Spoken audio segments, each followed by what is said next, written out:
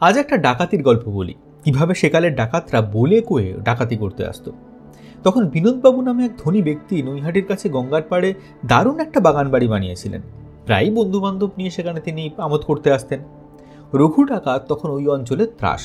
তো একবার বন্ধুদের আড্ডায় বিনোদবাবু বলে ফেলেন, রঘু ডাকাতের সাহস হবে না তাঁর এই বাগান বাড়িতে পা রাখার। কথাটা রঘু ডাকাতের কানে উঠল।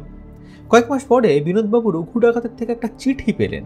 স্বয়ং রঘু ডাকাত তাঁর সঙ্গে সাক্ষাৎ করতে আসবে। ভয় পেয়ে পুলিশের ওপর মহলে বিষয়টা জানানোয় বিনোদবাবুর বাগান বাড়িতে পাহারা বসল।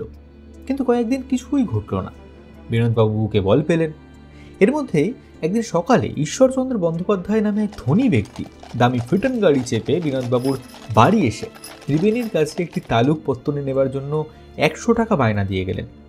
মাঝে আরও 1 সপ্তাহ কাটল। বিনোদবাবু ভাবলেন রঘু ভয় পেয়েছে। কিন্তু সেই রাত্রেই গঙ্গা দিয়ে একটা ছিপ নৌকো এসে বিনোদবাবুর বাগান বাড়িতে গঙ্গার দিকের পাঁচিলের গায়ে ভিড়ল। সেখানে বাড়ির গা ঘেঁষে কতগুলো আম, নারকেল ইত্যাদি গাছ ছিল। কিছু লোক নৌকা থেকে বাড়ির পাঁচিল বেয়ে সেই গাছগুলোর সাহায্যে পাঁচিলের ভিতরে ঢুকে পড়ল। তাঁদের পথ দেখিয়ে নিয়ে চলছিল স্বয়ং রঘু ডাকাত।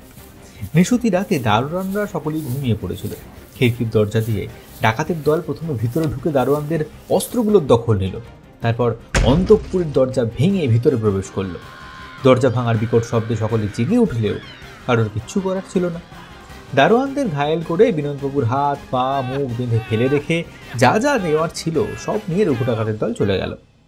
এই ঘটনার কয়েকদিন পরে বিনোদবাবু রঘু ডাকাতের কাছ থেকে আরেকটা চিঠি পেলেন। তাতে লেখা ছিল, আপনি আমাকে তালুকের পত্তনি দিয়ে অনুগৃহীত করেছেন। আপনার যা কিছু ছিল নির্বিঘ্নে তা নিয়ে এসেছি। সে টাকা কড়ি গরিবদের মধ্যে আমি বিলিয়ে দেব। আপনি আমার জমিদার, বাকি টাকা পাঠিয়ে দেব। লেখাপড়া কবে শেষ করবেন? এখন বোধহয় সেদিনকার সেই ভদ্রলোককে চিনতে পারছেন। ইতি রঘু ডাকাত।